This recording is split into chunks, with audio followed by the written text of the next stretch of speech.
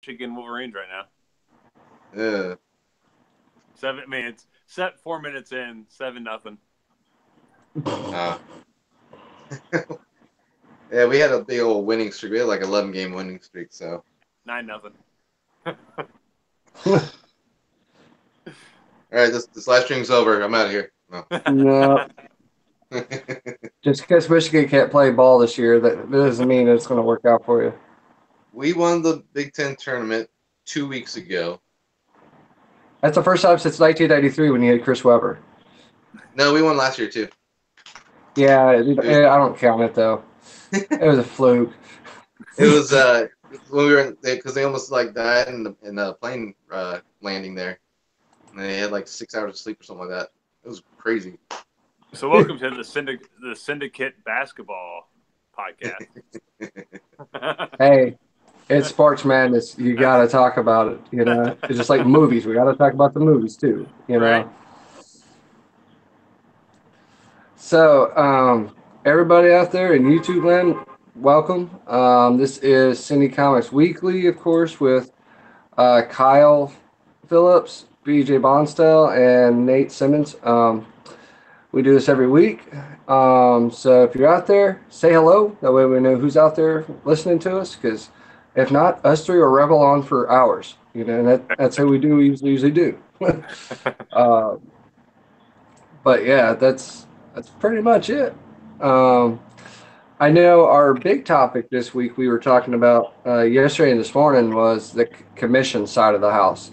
And Kyle, you've definitely been doing a lot of those, especially in preparation for C2E2. I have. So go for it. All right. So yeah, BJ we were talking the other day. He was asking me a couple questions about some commissions and stuff, and we thought it'd be kind of a cool idea to kind of give an overview as far as if you're going to a convention. I know we kind of touched on conventions and kind of what they expect if you're going to your first convention. But for me, even though I'm an action figure collector, I'm also a huge art collector. And it can be a little bit kind of daunting when you're trying to figure out how you want to buy art or kind of what you can do to buy art at conventions and through artists and things like that. So BJ thought it'd be a little bit kind of a good idea to kind of give a little crash course, if you will. And so as an art collector, I was like, heck yeah, I love talking art. So I figured I'll do whatever I can. So kind of, I guess, like my ideas, I guess kind of on collecting art and commissioning art is much of the same as our con kind of, I guess, our advice, if you will. Cash is always king. It helps a lot if you're going to a convention. Always make sure you have cash on you. That way, you know, if you meet an artist or something like that and you say, I only have $100, they're much more likely to, you know, take that as far as if you say I have $100 cash as opposed to credit card or anything like that. Really, it boils down to kind of what type of art you want to collect. Are you someone that kind of really the main types of art that we have are commissions, which is essentially work at home pieces, which is what I'm setting up a lot of for C2E2 here in Chicago in the first week of April. And what those are is you actually reach out to the artist or art rep in a lot of cases and say, hey, I would like this, let's say Spider-Man drawing done by this artist. What are your rates? And you go ahead and you set it up, pay for it in advance. They work on it at home, and then you actually pick it up at the show, and they custom tailor it to how you want it done. There's also actual published art, which a lot of artists sell in Artist Alley during conventions. These are the actual pages that are used for publishing the comics. So this is the hand-drawn pencils that are inked and then sent to the publisher, and those for the actual comic books. And then we have what are called sketches. Those are usually when you go to actually up to an artist at a convention. You'll say, hey, can you draw me a Spider-Man? And they'll say, sure, it's $100. And then, over the next few hours during the convention, they'll actually draw that for you, and then you pick it up later at the show. Really, what kind of differs between a commission and a convention, or a commission and a sketch, is going to be quality. I mean, you think about it. If you get an artist at home, He's not being interrupted every 5 seconds to sign a book or talk to people, which is what artists love to do during conventions. So commissions usually run a little bit higher just because the quality is a little bit more detailed and they can work on it a lot more focused. Sketches are usually a little bit less detailed, a little bit quicker, usually cost us a little bit less. And then obviously you have your published pages. That's where the money kind of really starts to skyrocket because you're talking about actual art that has been published in books. So really, I mean, it kind of goes, what I usually like to do is I try to find a list of all the artists, like C2E2. I've been monitoring every time they announce an artist or a creator. I'm always trying to figure out, okay, this is one of my favorite artists. Are they going to be there? Are they not? And then once the list is finalized, I'll go through and say, okay, this is someone I really want art from. And I'll try to figure out whether or not they have an art rep or they handle it themselves. A lot of that's just through Twitter. There's a group that I am part of in Facebook called the Sketch Price Guide, which kind of gives a good rough estimate of kind of what sketches and things cost at conventions. So there's a lot of kind of pre-work that I do just to get a good overall budget of what I'm going to spend at a show to get original art. Because it can range from anywhere. You can find a brand new artist that maybe doesn't have a lot of published work that's just trying to make a name for themselves. They'll charge maybe $25 to $30 a headshot. Whereas if you're talking about actually a good example, Daniel Warren Johnson, I actually contacted his art rep today because he opened up the C2E2 list. If you're not familiar, he does Extremity. He did the Ghost Fleet. He's all over the place right now. And I contacted his art rep because I really wanted a commission from him. And it was a 9x12 was the size of the paper. It was $800 for one single character. And that kind of blew me away. I was expecting maybe 3-4. And they came back 800, and I was like, unfortunately, I just don't have the funds for that. So it really depends on kind of the artist and how in demand they are. I know Neal Adams is another one that is fairly pricey. He can full figure, head to toe, can run anywhere between $1,000 to $1,200. So it's one of those things you just really kind of do your research, find out artists that you're really looking for. If it's, someone that you really love and it's someone that's really well known, prepared to spend a lot. But there's a lot of tools out there where you can kind of research things beforehand. Okay. So I kind of wanted to talk a little bit about that too. So I've been to many of those conventions like that, where you go get the sketch, from the guy sitting at the booth, and it's always kind of like, I'm not going to say half-assed, but it kind of is when you see it, right.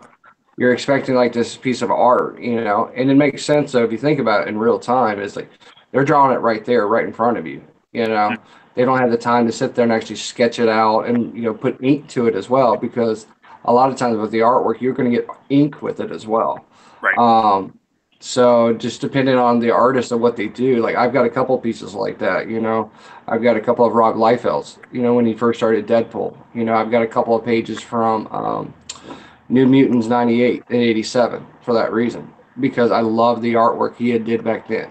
Because a big bulky Cable is who we knew he was, back then with big bulky Cable, but it was cool to get that. But we're talking, this is when it first came out.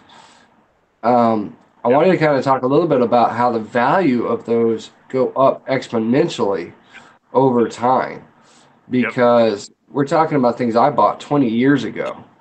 And now with the way Deadpool is, it's a huge moneymaker now. Artwork is always going to be expensive. A lot of people don't think of comic as artwork in that regards, but it really is, because they take the time to draw it, sketch it, ink it, color it, and we're talking there's multiple people involved during that time frame. It could be, hey, I'm the dude who pencils it, you're the guy who colors it, and you're the guy who inks it to make sure it's all done properly. And you're talking about anywhere from 40 to 80 hours per person just to make it done properly. Now, granted, we're talking about on paper. We're talking about sketching, things like that, where a lot of the new artists today are doing digital, So kind of want to get your thoughts about that, Kyle, on digital, because now they are doing digital artwork and printing those out like that. They are, and that's the interesting thing. Kind of collecting for a little bit, like I have. That's the one thing I've noticed. So what's happening is you're getting these things called blue line. So what happens is you get Greg Capullo does a lot of this. So what he'll do is he'll actually sketch it himself. He'll have the pencils, and he'll actually scan it digitally into a computer, send that to whoever's inker is. It's either Danny Menke or Jonathan Galapian, and then they will actually ink over. They'll print it out on a printer, and it's kind of cool. Like this I don't know how well it's going to come through.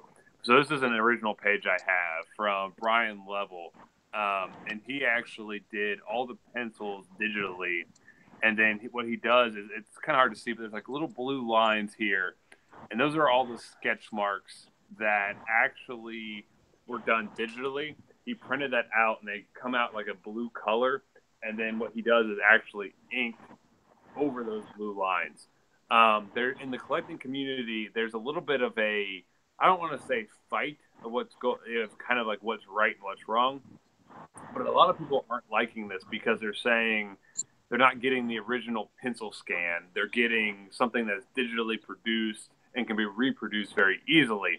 But then on the other half is what gets sent to the publisher is the inked page.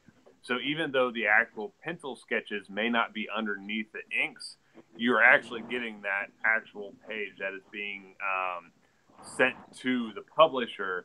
So that is something to think about when you're kind of looking at original, like actual published art. As a lot of artists are going digital because it's so much quicker to be able to kind of produce it than, actually sketching it all by pencil, then erasing everything, and then going over it with actual inks. And it's funny, some of the artists, but then it's kind of weird because some of the artists like Jason Fabik, and actually, here's an example I have of Jason Fabik. This is my favorite Batman piece ever. Absolutely love this piece.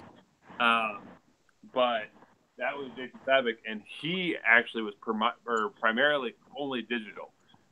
Everything he did was all digital until he started seeing the value of what people would pay at conventions.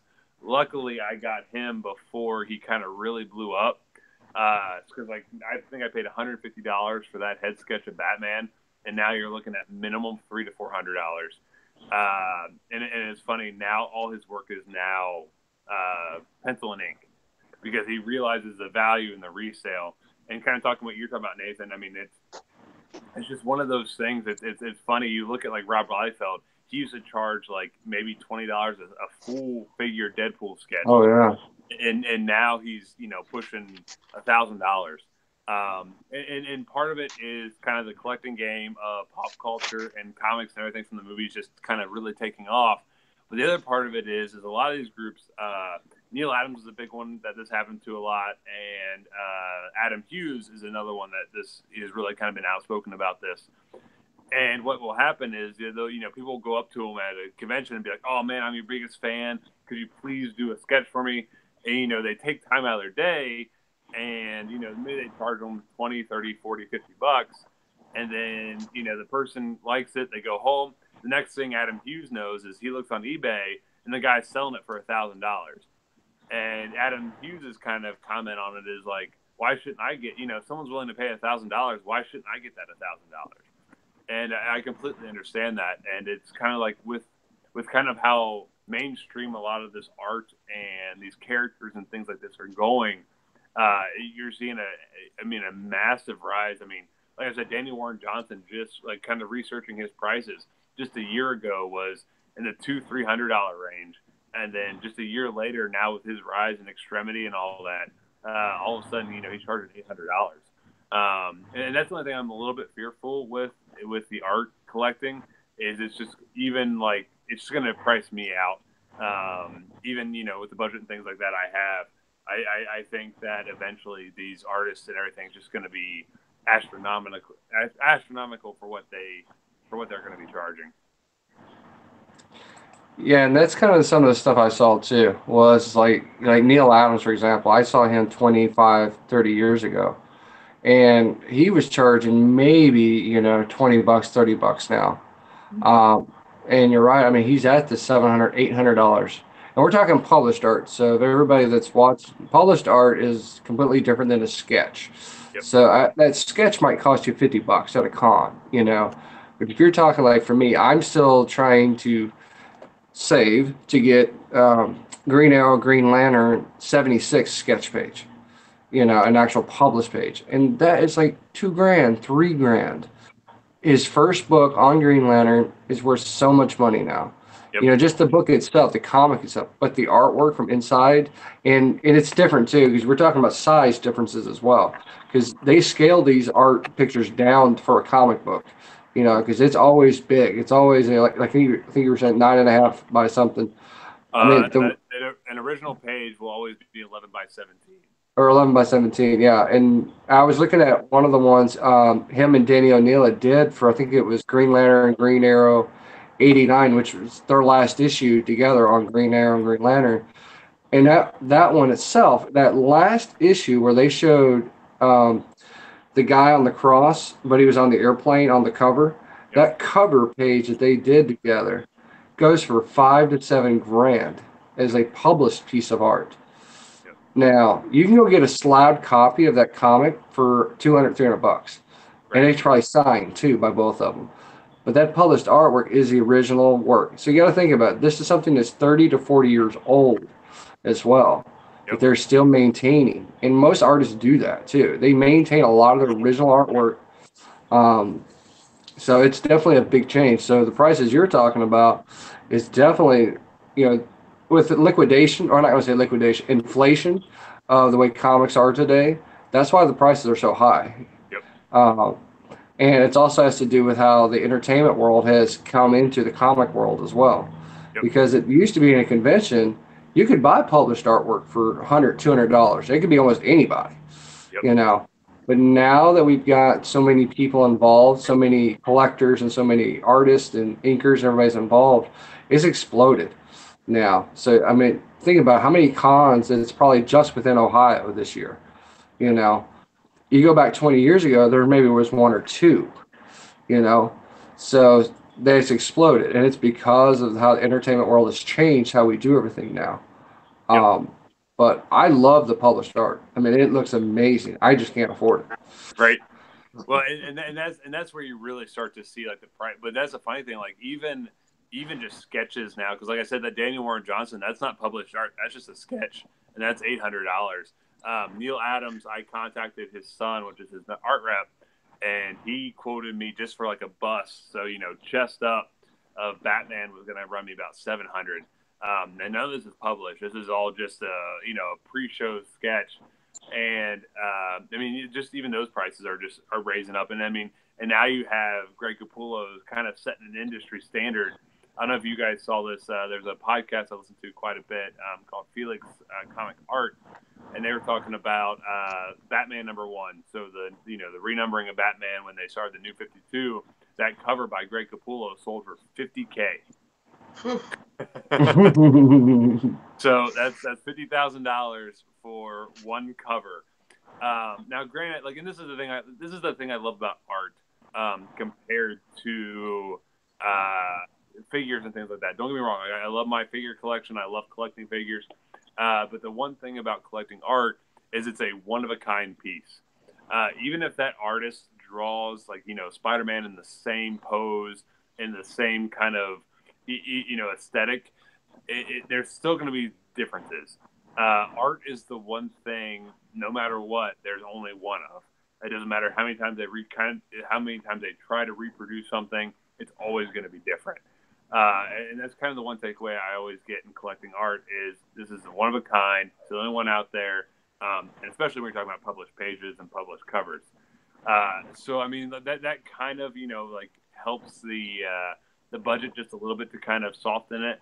But yeah, there's no denying that for original art and things like that, unless you're talking about a complete unknown that's just trying to break into the industry, if it's someone that has any recognition at all, you're going to be looking at a pretty penny as far as trying to get original art from them. So what do you think, BJ? I had a couple questions with like a step-by-step for I want to say Wes Craig is coming to Heroes Con. Mm-hmm. So I would go to Twitter first and ask him if he has a rep or not.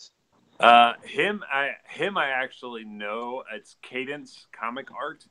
A lot of the major, how I usually do it, if it's someone that I don't know, I usually go to Google and then, type in Wes Craig original art. And then usually what they do is the art rep will actually, like I know Felix is a big one. Cadence is a really big one. I'm trying to think who else. Some of the other art reps are slipping my mind right now. But usually if you type in Wes Craig original art, Cadence's website's going to come up, and they're actually going to have all his available published pages online. So you can actually order it, because that's actually who does Ryan Brown, who is the curse words with Charles Soule. I actually already ordered a original page for C2E2 that I'm going to pick up there through them. So that's usually what I do is I go to Google and I'll try to figure out if they have an art rep. If I can't figure it out, that's usually when I'll actually try to contact them on Twitter, Facebook, something like that. But most of the time, if you just kind of Google their name, original art, original page, or the series you're trying to find, say if it's Deadly Class, say Deadly Class original art, you'll usually be able to find out at least who the art rep or find the artist's website. Okay. Now, when you go and get these from the artists at the convention, do you bring a portfolio to put them in right away, or do you bring a little tube or something? What I do is I don't actually. Let me pull this out. I have a couple of these, and they actually have prints in them right now. What I use are, it's gonna be kind of hard to see because it has a print in it, but this is actually a nice solid plastic kind of sheet. Yeah. I have one that's this 11 by 17, and then I have a bigger one. And what I'll actually do is keep them in there. Usually what I do is I'll tell the artist. I usually go to them first thing in the morning, especially if it's something I'm paying. I have a commission set up with Gavin Smith for C2E2. He's a friend of mine, so he didn't charge me pre-show. I'm just paying him at the show because he knows I'm good for it. So him, immediately go pay for it. And then usually what I do is I tell him, I'm like, hey, I don't want to really carry this around me the whole time just in case it gets damaged or anything like that. I'll go pay, let the artist know I'm there. Just look at the art, just make sure it's, everything that I wanted. And then I'll tell him, hey, do you mind if I leave this with you? I'll come get it at the end of the show. So that's usually what I do is I'll go just, let the artist know I'm there, look at it, and then say, I'll come back, within the last hour or so of that day, pick it up. That way I'm not, you can pick it up then, but you're going to be carrying it around with you all day. And then you run the risk of, as nice and solid as these things are, you still run the risk of someone bumping into you dropping it. There's just a lot of kind of risk with when you talk about original art. So that's usually my thing is I'll just talk to him in the morning, pick it up in the evening. Okay, cool. Yeah, I've been notorious for that, especially when we had new artists that would show up in Artist Alley. I would go pick up a bunch of their stuff up. We're talking $10, $20 stuff.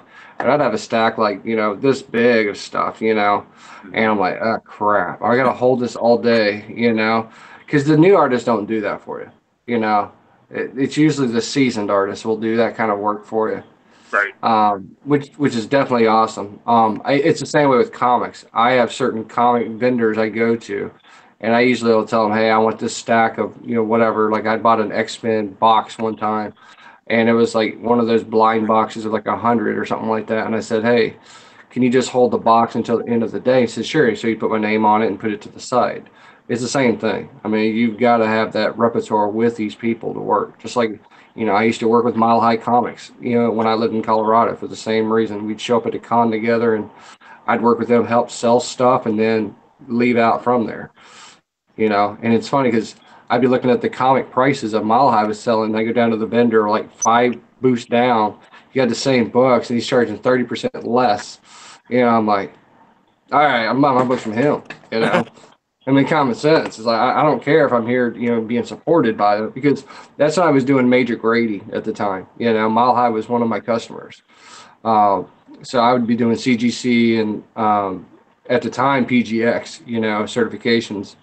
But it was just one of those pain in the butt things. Is like Mile High is notorious for that, for charging overpriced prices on comics. That's why nobody buys anything from them anymore. Right. Um, just like for me, if I'm going to buy comics, I usually go to my local. I go to Midtown. I go to Unknown Comics. Just for that reason, because I love how Midtown does their shipping. It's freaking awesome.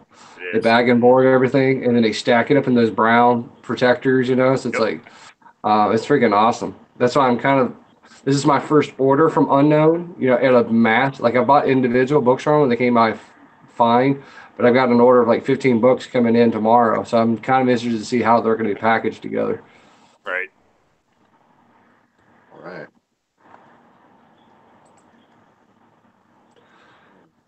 So definitely, thank you, Kyle, for educating us on this, because I mean, there's a lot of us that we know about the art, but we don't know how to get it. Right. Yeah, because there's yeah. And that was my biggest thing. Like, kind of when I started getting into comic art, I had no idea. Like, you always see artists with like prints and things like that, and so like I always bought prints. I didn't realize that if you flip through their portfolio just a little bit more, there's usually actual original art in the back.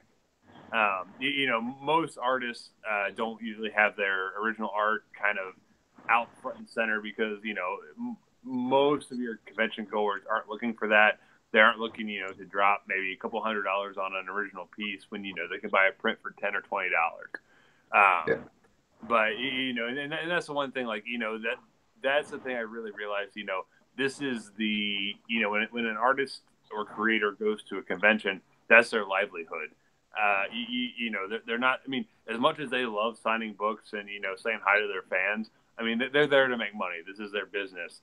And all of them, like if you just ask, like, hey, like even if maybe they don't have a sign saying, hey, we're taking commissions, you can always ask an artist. I've never had an artist get upset, or I've had a couple say, unfortunately, like with my work schedule, I just don't have time to draw anything right now. I've had a couple of those type of issues, but they've always been super helpful, super nice.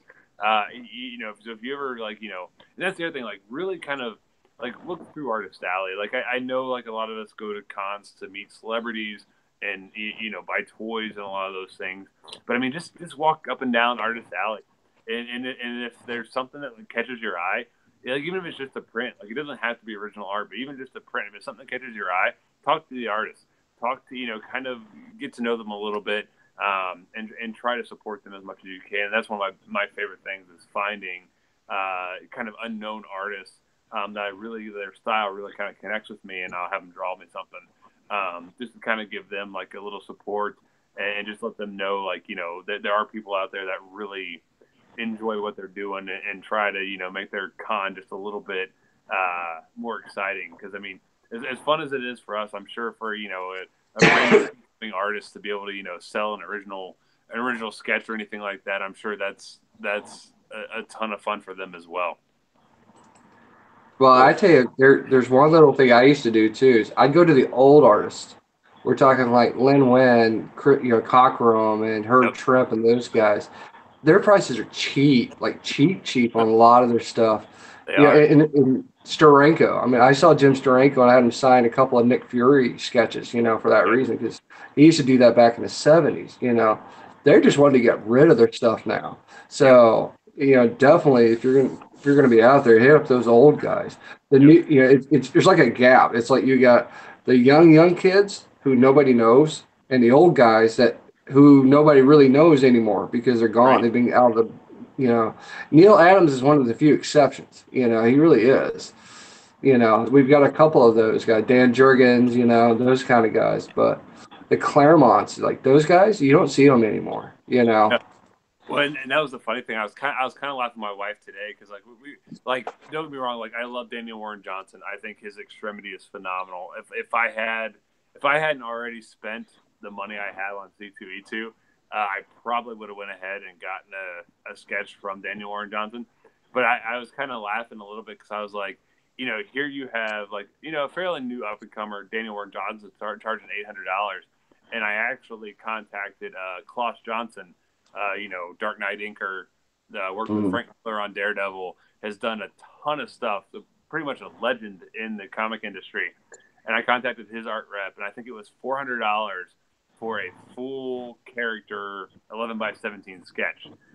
And it was just kind of funny. It was like, here you have one of the legends in the comic industry, and he's half what one of the new, up and coming superstars is.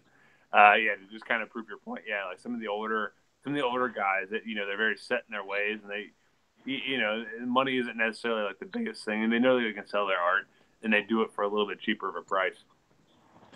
It's like we had Joe Rubenstein here at Hypno about a month ago. He did the original Wolverine cover from 1982. $10 is what he was charging for signatures. $20 for signature and a sketch. Okay. He didn't care. He was just wanting to, because he's older. And he's, we're not going to say retire because artists really never retire. They might leave the comic industry, but they're still doing artwork. Yep. But it was cool to actually just sit down and talk to him because he doesn't care anymore. A lot of these old guys just don't care. I mean, Neal Adams, he's the same way. You go sit here and talk to him for 30 minutes to an hour. He don't care. I mean, because a lot of people don't know who he is anymore.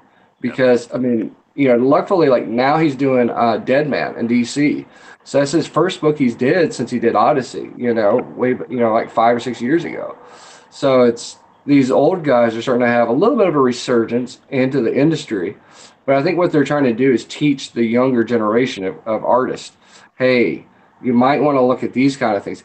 Yes, freaking BJ, I know you have my Batman Odyssey book.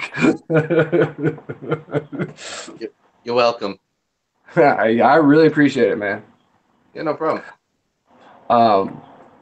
But yeah, I mean, it's one of those catch-22s. I mean, you were talking about the cost of art for all these new guys. And here's the problem, though.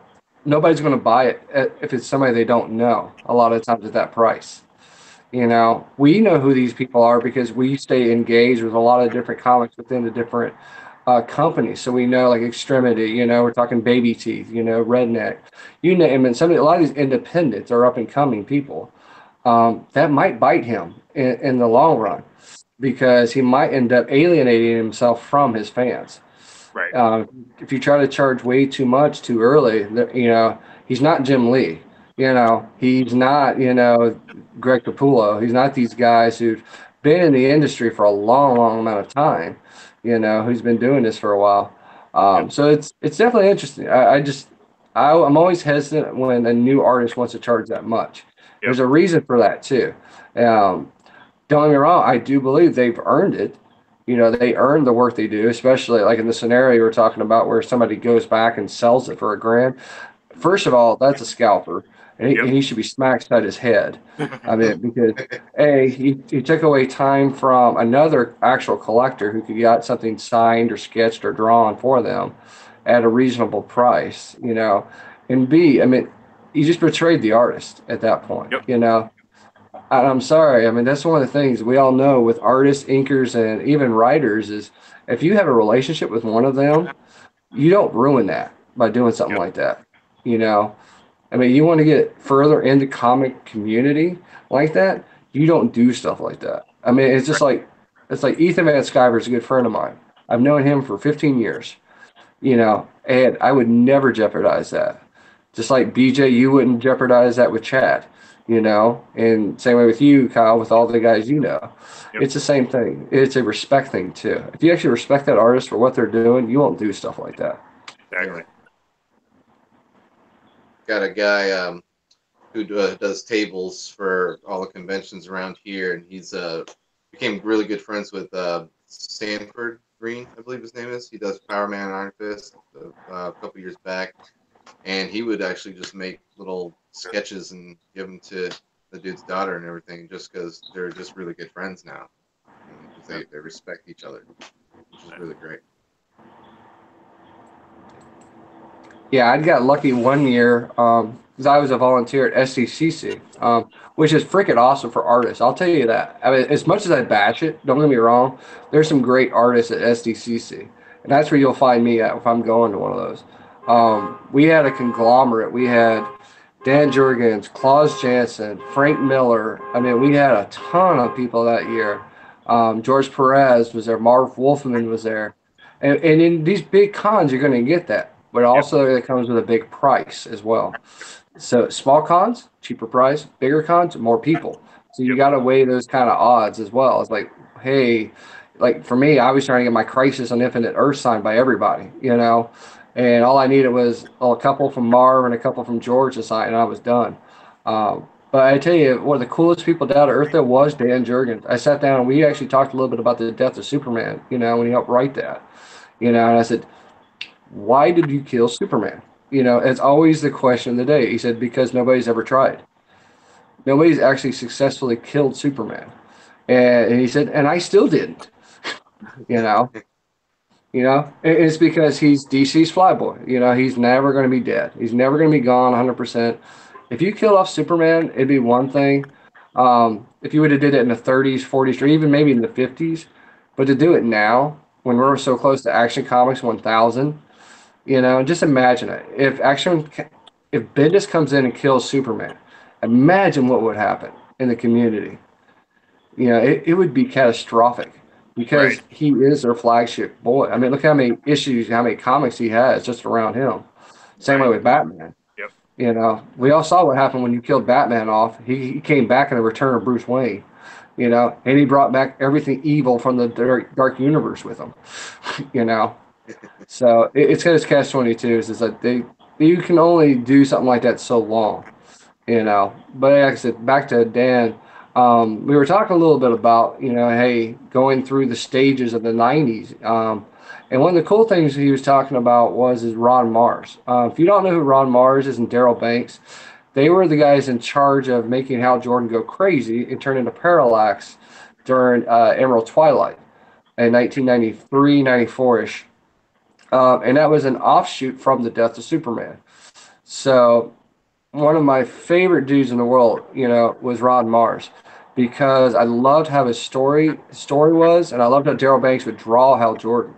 And it was freaking awesome. I tell you, when I said, all right, so who's coming in after Hal Jordan? He said, Kyle Rayner. And I was like, dude, I know. And that's one reason why they stayed so long, because they did not support the idea of Kyle Rayner. Right. They were original Silver Age, Bronze Age guys like most of us, you know, that wanted Hal Jordan to be Green Lantern. Okay. And speaking of Daryl Banks, one of my favorite pieces, Batman the Spawn. Oh, wow. Oh, yeah.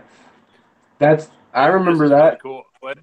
When I asked Daryl Banks to do this for me, it was funny. He says, he's obviously asked to draw Batman a lot, but he said this was only the third time in his career that he had ever been asked to draw Spawn. But I thought it was really kind of cool.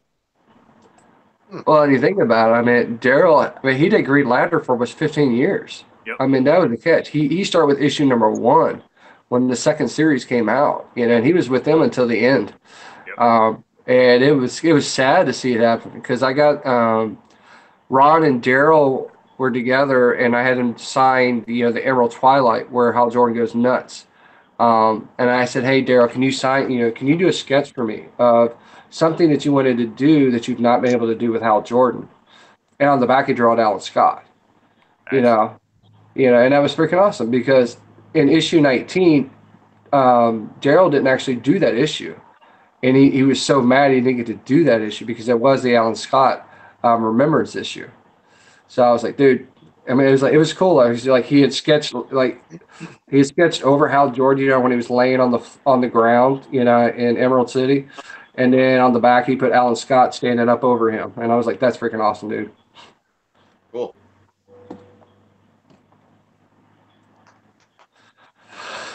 So that's good stuff, man.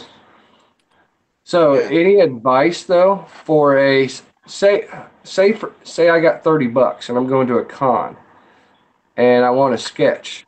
Mm-hmm. What should I do, Kyle? Honestly, walk Artist Alley, and just kind of, like I said, just look over art. Usually prints, like, if an artist has kind of a wall of prints behind them, that's going to be your kind of best key as far as kind of what their art style is.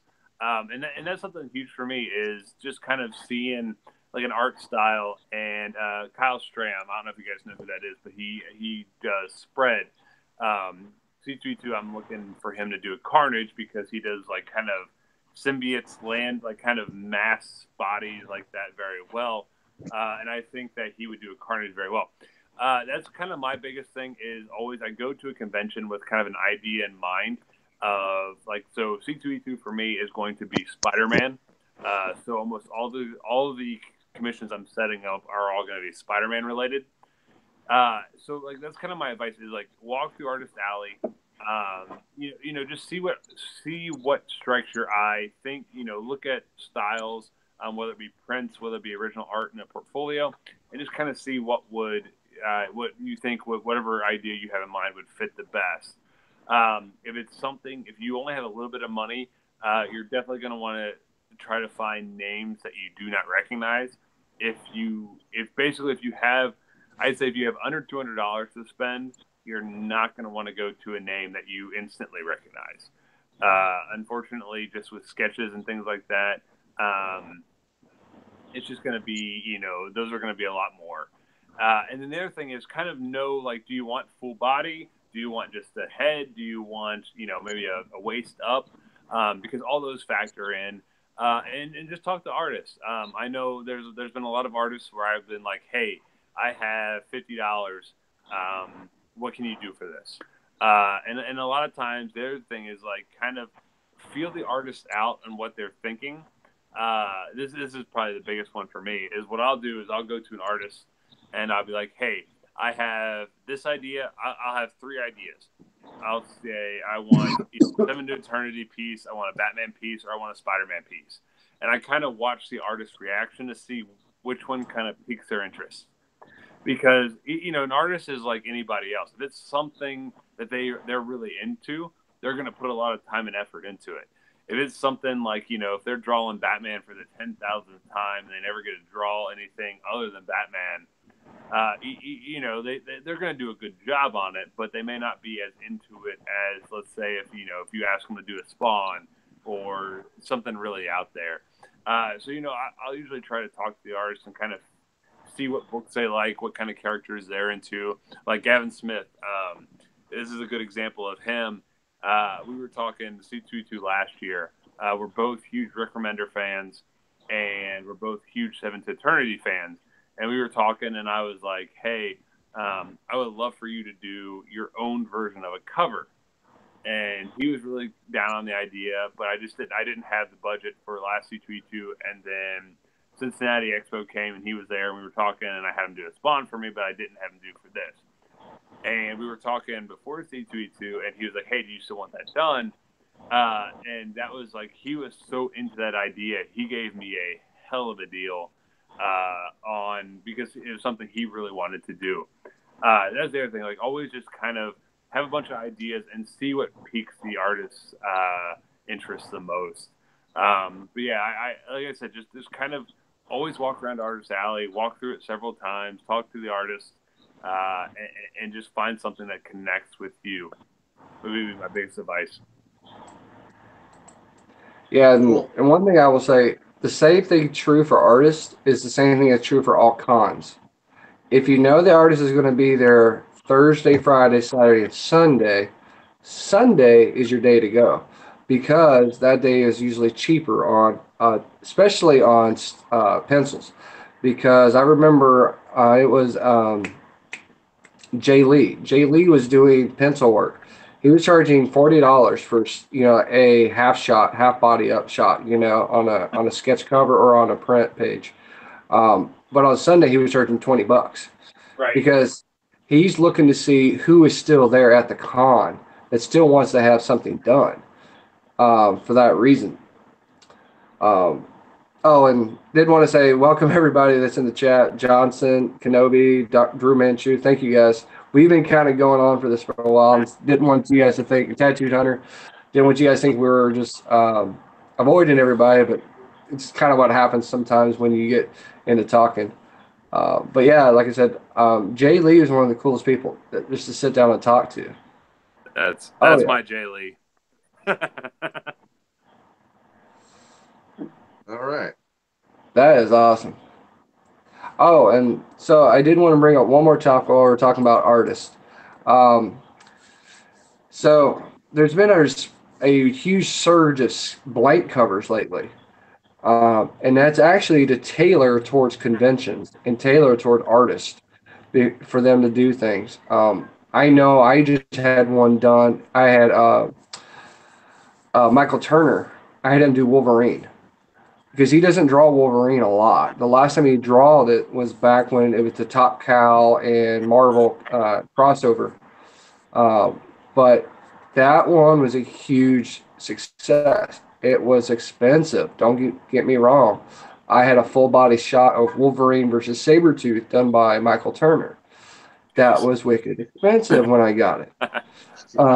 Because everybody knows Michael Turner's drawing style. I mean, if you've read Fathom, you've seen these, you know it is. Same way with J. Scott Campbell. They have a certain way they draw things, and it's awesome. And I love how it looks like almost like a water-based drawing, from those guys. But it's always like fluid, like when they draw theirs. But he was doing a deal on a Sunday afternoon. Like this is like right before the con was going out, $15, and he was doing on sketch covers. So my advice would be is if somebody wants a sketch and you want it to be, just to echo Kyle, is do something different. They love doing different things because I'm sorry if I have to go. I love Greg Capullo. I wanted to see him do something different than Batman. Yep. It's just. He did it in New 52 and then in Rebirth, and it's like, okay, I'm tired. I want to see him do something different. And that's why I love Astonishing X-Men now. Just for that reason. I love that new, like, it feels like the old 90s Jim Lee X-Men in Astonishing. And that's why I love the drawing that they're doing in there with Charles Soule in game. But yeah. I'm hoping to get a Kitty Pride one at the next weekend. Something different. A lot of people don't really do a lot of Shadowcat sketches. Well, I tell you what you need to get is Sprite done. Nobody does Sprite anymore from the 80s. I think I remember Sprite. Sprite was another costume that Kitty Pryde wore. Was it? Yeah. The only ones I remember is from Excalibur and early Uncanny X-Men and nowadays and Astonishing as well. I'll shoot you a picture of it. Oh yeah. It's downright ugly. I'll tell you that. It's ugly looking. It says from the 80s? Yeah, it's from the I think it's like mid 80s, early 80s. But it's ugly. All right. So, what'd you get this week, BJ? I only got like 3 of them this time, and it's all mutant related. X-Men Blue 23. This one is pretty good. It's like a little side story. While the original X-Men are doing the Venomized or Poison X, I guess. Yeah. The New Mutants Dead Souls #1.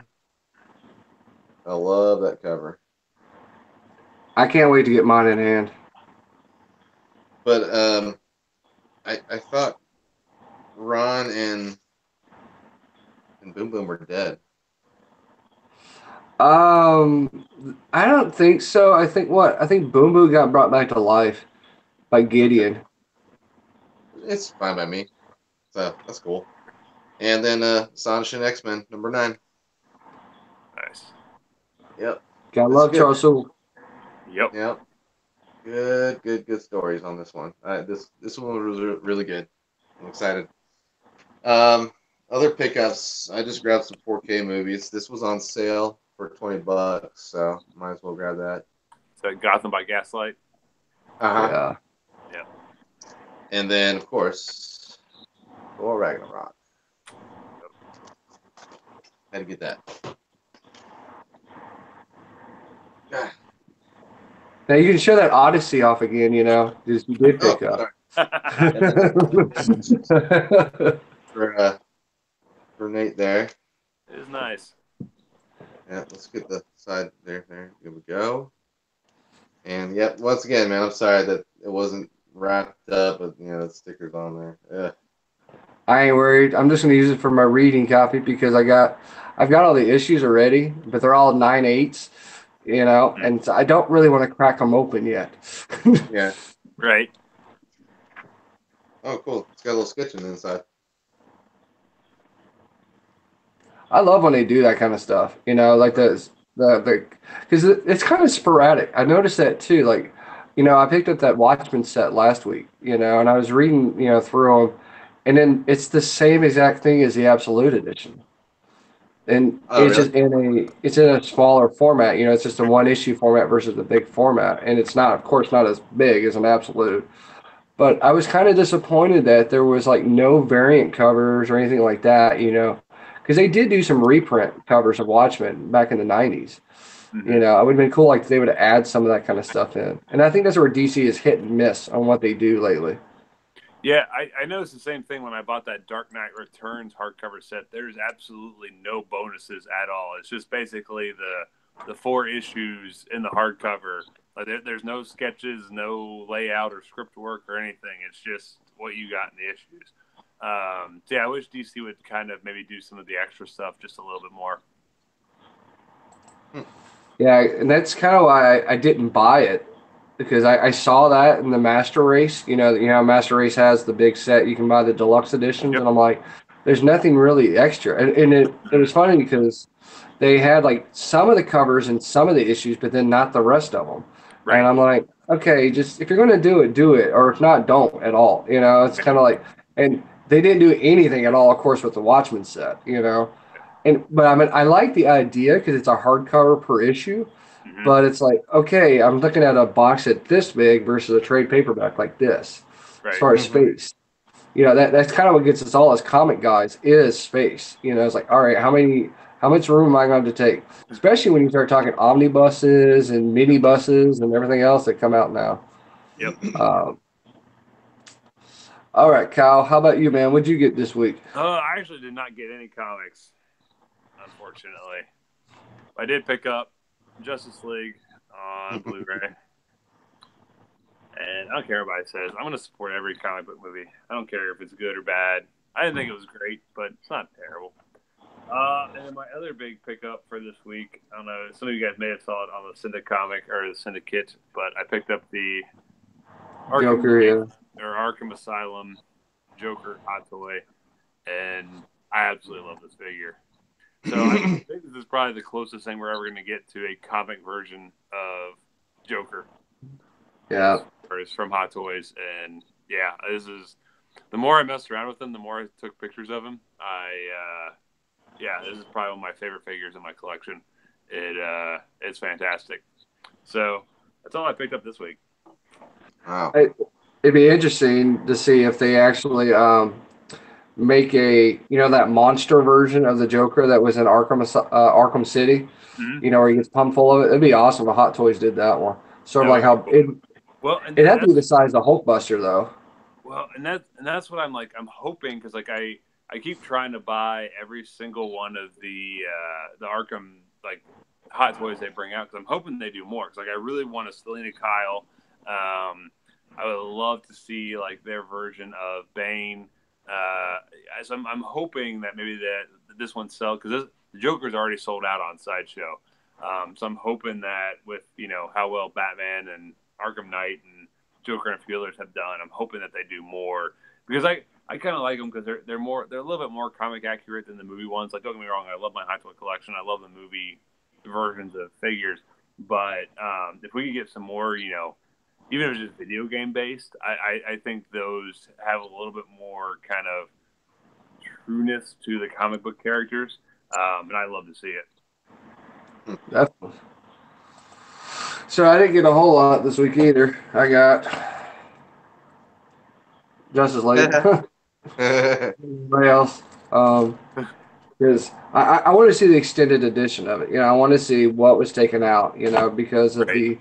the whole Joss Whedon, versus Scott Snyder thing. I want to see what was changed, like we all do. But what I hope they do is that they integrate it into the movie Mhm. versus just making it a bonus scene. I doubt they did though. I bet 100 to 1 it's just a bonus scene. It is. It's we watched it Tuesday night. Yeah, no, there is no option for like a director's cut of the movie. It's just a bunch of bonus stuff in the menus. Yeah, I think that was what was kind of cool about the Suicide Squad one is you could watch either version, Mhm. and I wish they would give us that option. Yep. Same with BB or Batman versus Superman. You could do the same thing because they had the R-rated Yep, they had version. the Ultimate Edition. Mhm.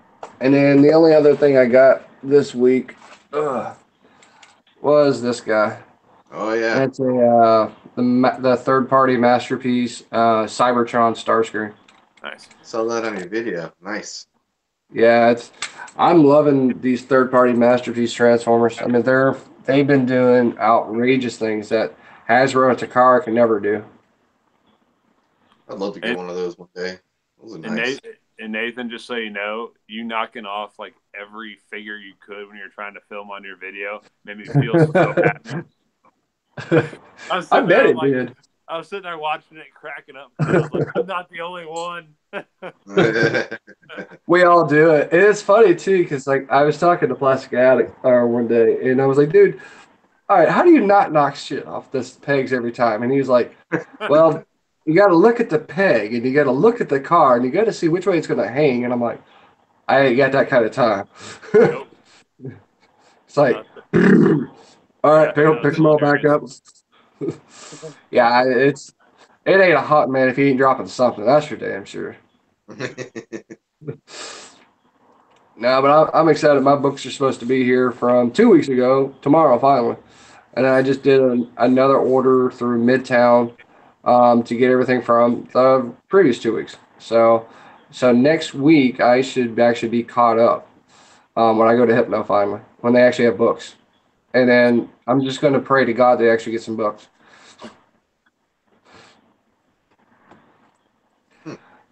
But yeah, I mean that's pretty much it for this week, guys. Mhm. And you got Kyle. There's something I asked Foxy to do when you guys are out there, so he will tell you when you get there. All right. It's nothing big. Yeah, it's nothing big. Fair enough. That's all I'm saying. All right. All right. So, anybody got anything out there in YouTube land for us tonight? It's been kind of quiet tonight compared to usual. I know. I was like, Yeah, man, it seemed like we had any questions. it's because the No, basketball tournament's on. That's true. dude, your Michigan State ruined it this time, BJ. Michigan. Michigan State, Michigan, same state. They're all bleh. Oh, Yeah. What's score? right now it's an H&R Block commercial. Did you get your tax refund done? Yeah. With John Hamm dressed up as a wizard. Oh, that one. And then now we are. This is what we can do. We'll just sit here and I'll describe commercials to you. So now we are flying into some random person's apartment in New York City. They're getting out of bed and it says "Sleep well." It's a Western Marriott commercial. Now we have some Snoop Dogg game show where you can win $50,000. Oh yeah, he's got wild. a Apparently coming to CBS. Now we have some bullying commercial where some like elementary school girl is stopping a bunch of bullies from beating up someone. Now she's playing rugby. Oh, she just got tackled. Oh, now she's a soldier, so I'm assuming this is a U.S. Army or Marines commercial. Drill instructor is screaming at her. Oh, she just crumbled. Now she's in a war zone, and bombs are going off, and guns are firing. A lot of dust everywhere. Oh, it's Marines. Dang it. Ah. Oh, okay. Now we have a dog. I couldn't tell with the name tag. The owner is picking up the toys. I think I've seen this before. I think the dog is saying, "Why is my owner putting all my toys in that basket when I'm just going to pull them back out?" Oh, it's for the Humane Society shelters. Now I have a PlayStation ad saying "commercial break in progress" because I use PlayStation View. Oh, there you go. Because honestly, that's the best deal in cable I've found in quite some time. Here we go. March Madness, TBS, CBS, TNT, Google Cloud. Looks like they're warming back up. There's a guy that's kind of out of shape throwing balls to a bunch of really tall guys who are out of shape. Now we have a Gatorade ad. Oh, come on. Now we're back to Weston. Ugh. They're still warming up. They're all behind that.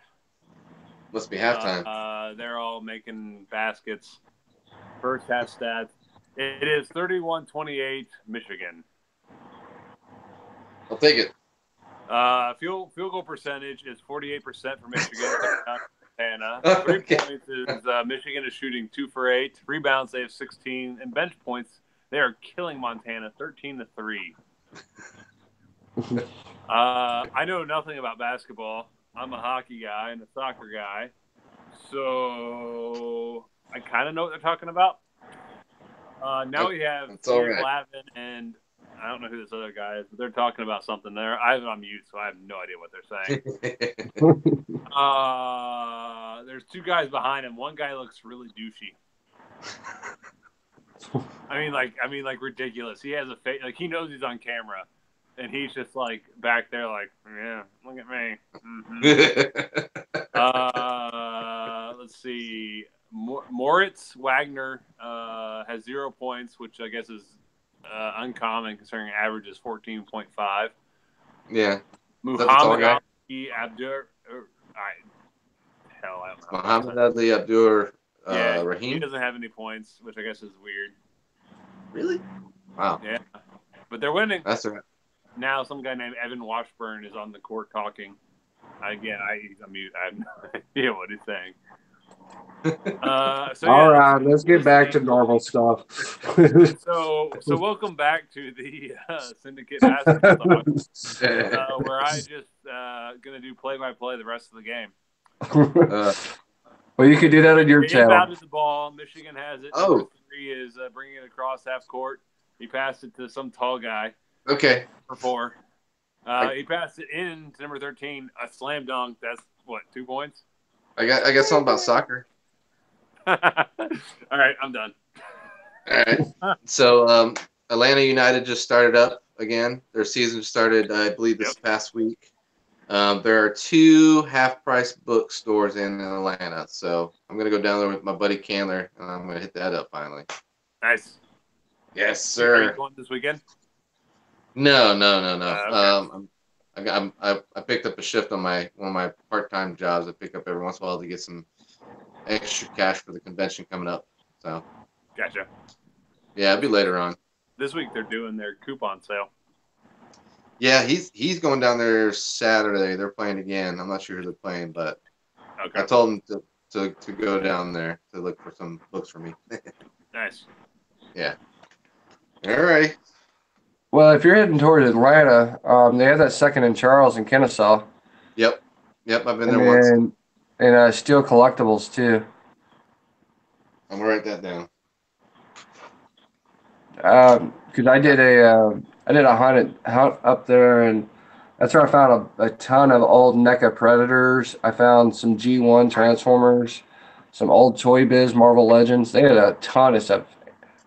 If you guys are looking for anything, let me know, because that honestly, I think you guys watched my video, but like the toy department that just opened up here in Fairfield, which is like 10 minutes from me, it's insane. Like the prices are ridiculous. Like I said, I got that Play Arts Kai Batman for $40, and then got that Daredevil Toy Biz. Now, granted, it's the Ben Affleck movie version of Daredevil, but only for $8. I mean, all their prices, like their Predators, are only like $20 from NECA. It's honestly, I can't believe how low their prices are. Well, it's crazy because Josh and I were talking about it. You know, 'cause he picked up a Predator for me from there. He got me that uh, glow in the dark clear cloaked version from SDCC from 2010 for like $20. Yep. And I was like, oh my god, because like that store is what you want to go see. You know, it really is. You know, it's like Kokomo Toys. They charge an arm and a leg for some of their stuff. Frankensons, oh no, good grief. You know, I mean, the last time I was there, they had Star Lord Hot Toy for $500. That was the lowest. I'm like, no, I'm sorry, no. You know, it's like, but yeah, that toy department, they have so much good stuff. I gave Josh my list. I'll send you my list, Kyle. Cool. And just be aware, it's a long list. That's fine. I did see in one of the videos, one of their, I'm not sure whose it was. I saw a NECA Crow from. Yes. Yeah. See how much that thing is. Let me know. All right. Yeah, they actually have a lot of NECA. Yeah. I mean, they have a lot of everything. That's a cool thing about them. No Hot Toys yet, but hopefully they'll start getting some in. Yeah. Now with Toys R Us closing now with NECA's toys, that was like one of the #1 places to go besides toy shops. So I guess toy shops are going to be, or NECA might have to find another place besides maybe like GameStop or ThinkGeek or something. I'm not too sure. Actually, let's talk about that. Because I know some people have been wondering how it's going to affect everything. Yep. I don't know if you guys saw, but Dewdog, T-Man, and Tech Checker talked about it earlier today and then a little bit yesterday on their live stream. But you guys start checking Best Buy. Best Buy's getting NECA now. Yep. They started getting the God of War Kratos. They got the quarter scale and then they got the 1/12 scale on that one. And GameStop has actually picked up the license to do imports like SH Figuarts. You know, they've already been doing Figma for a while. You're going to see Marvel Legends start picking up there. I mean, they started really, I think the Sandman wave was the first real wave I saw at GameStop. But they've been trying to do consecutively doing the waves as they come out. That was actually the first place the vintage wave came out, you know, was GameStop. Yep. But what I do think will happen is I think we're going to have another toy store come in. I mean, Toys R Us is going to go away. I mean, we all saw the notification today. All 800 stores are closing, which sucks for us as collectors. But I tell you who it sucks for the worst is the employees.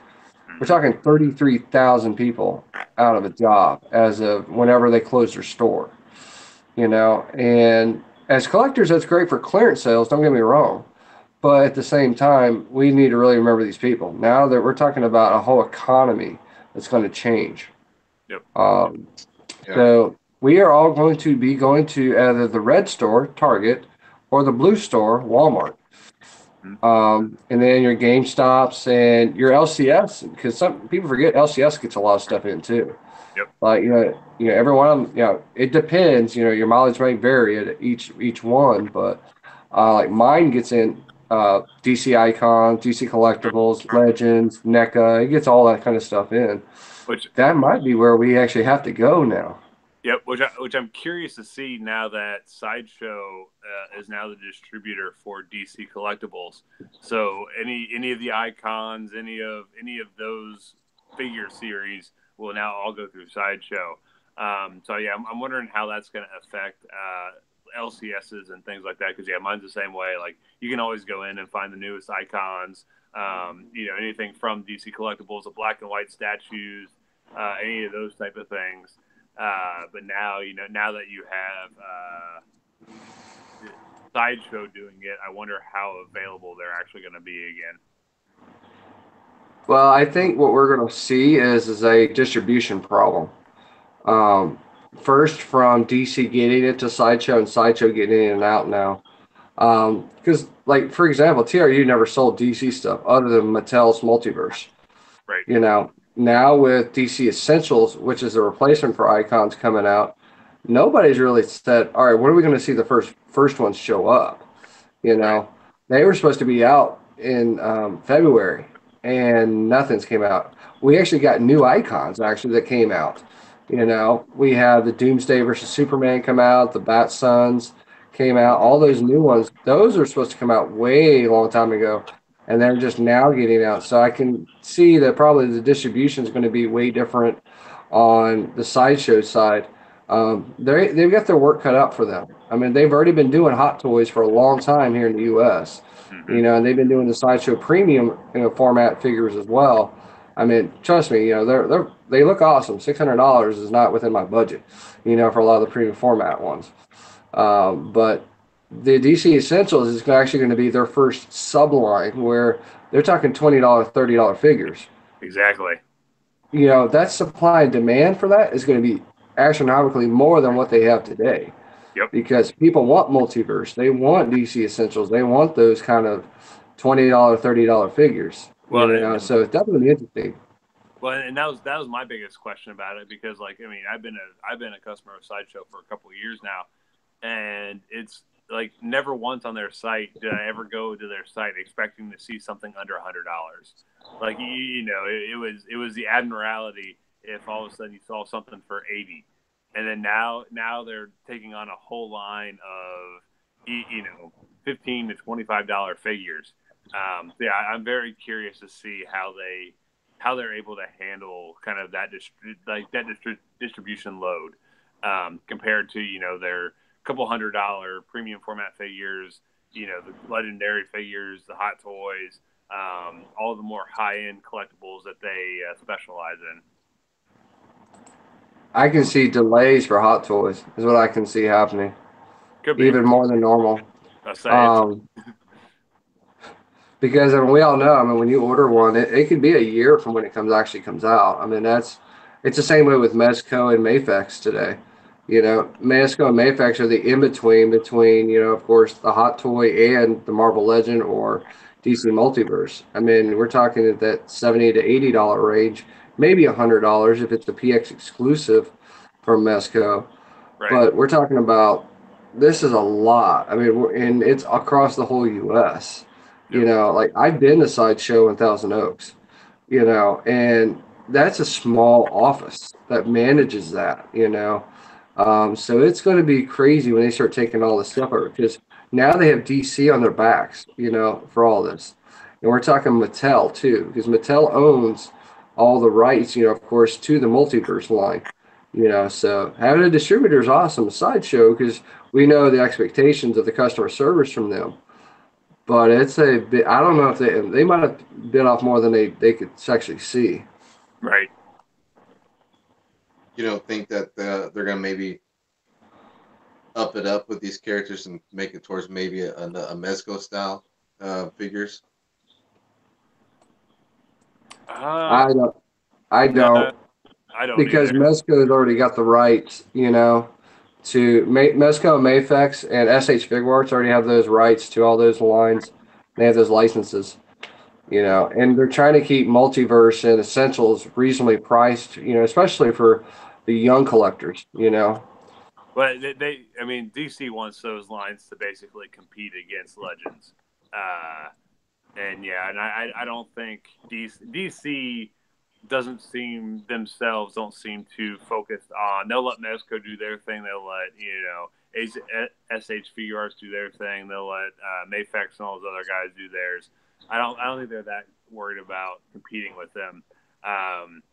The statues, like the black and white series, some of those things make sense with Sideshow. But I don't see them up in the Essentials or the Icons line to anything higher than what it already is. Okay. Well, but watch it go up though. Look at Multiverse. I could see Multiverse go to $25, and then I could see the Essentials go up to 30 or 35. Because that's still a far piece away from what a Mezco or Mafex or SH costs today. Because look at Legends now. But I guess I could see them doing it, but I think that's going to kill the line, because I think if you have it at a higher price, well, maybe it won't. I don't know.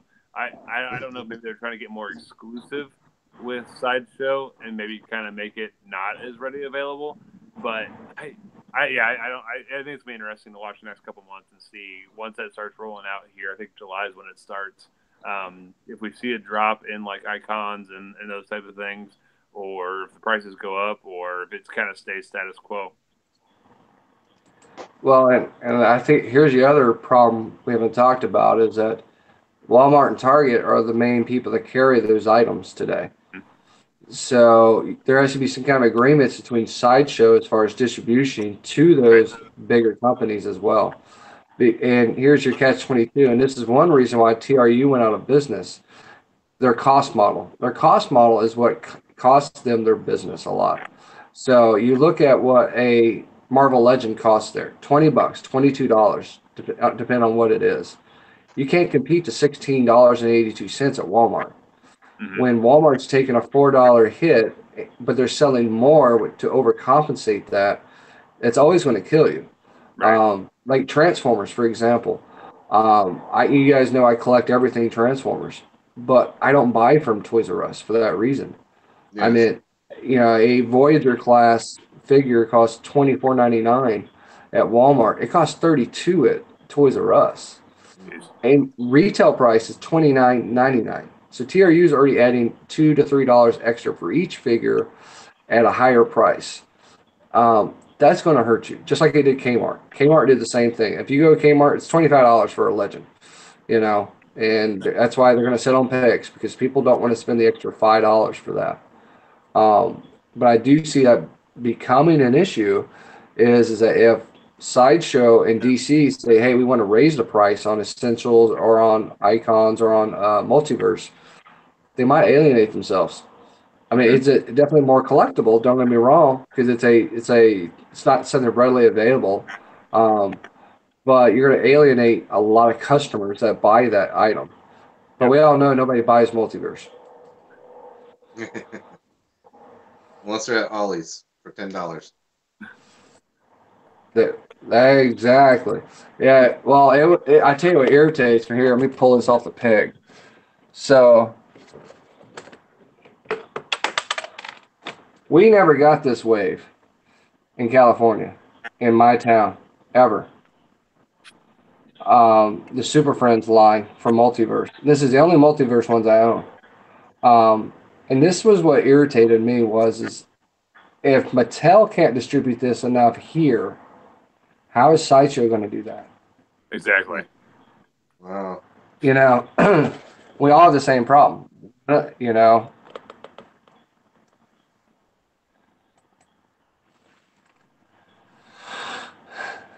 All right. So we've been here a while, guys, and I know it's late up there, but I just did want to talk a little bit about the TRU closing. It is a sad day for me because I loved going to TRU, especially for NECA. I mean, NECA was that's where I get all my NECA stuff at, was TRU. Right. SH, no, they just started getting that, so that was already a lost cause. But it is sad to see that because this is a store that we've all been going to since we were kids. Our kids will not understand what it is to go to a store like that. Yeah. Like my oldest is 5. She knows what the store is, but she doesn't know what that experience is. Like of going there, for 5 or 10 years. So we're gonna make at least one more trip, as a family there. Just to say, hey, this is the last time. But it's gonna be a sad day. It's just like when KB Toys shut down. I was a sad Transformers fan then. But it is what it is, and with the way online is now, I mean, you can't really compete with that. Right. Nope. So thank you, Kyle. Thank you, BJ, for being here tonight. Not a problem. We had a fun time, like always. So I'll put it around the horn. Let everybody say their thing. All right, Kyle. Yep. Thanks for everybody that joined, and thanks you guys for another fun evening. And I'll catch you guys next week. All right, BJ. Kyle, appreciate you letting us learn a little bit about the commissions and everything. And once again, thanks everybody coming out. And yeah, see you Thursday. All right, everybody. Thank you guys for coming out. Thank you for everybody. Big Life Miami. Everybody that's down in below in the comments. Thank you, everybody that came out and support our channel. We'll be here again next Thursday, and then maybe we'll all have a stack of books to go through next week. I know, right? But it's all good. We have a good time. Like I said, thank you, Kyle, for going over everything with commissions. I mean, I learned a lot, and been in the business a lot, but you can always learn even more out there. So thank you, Kyle. No problem, guys. So, thank you guys for coming out, and we'll see you guys next Thursday. Y'all take it easy now. Good night, guys. All right.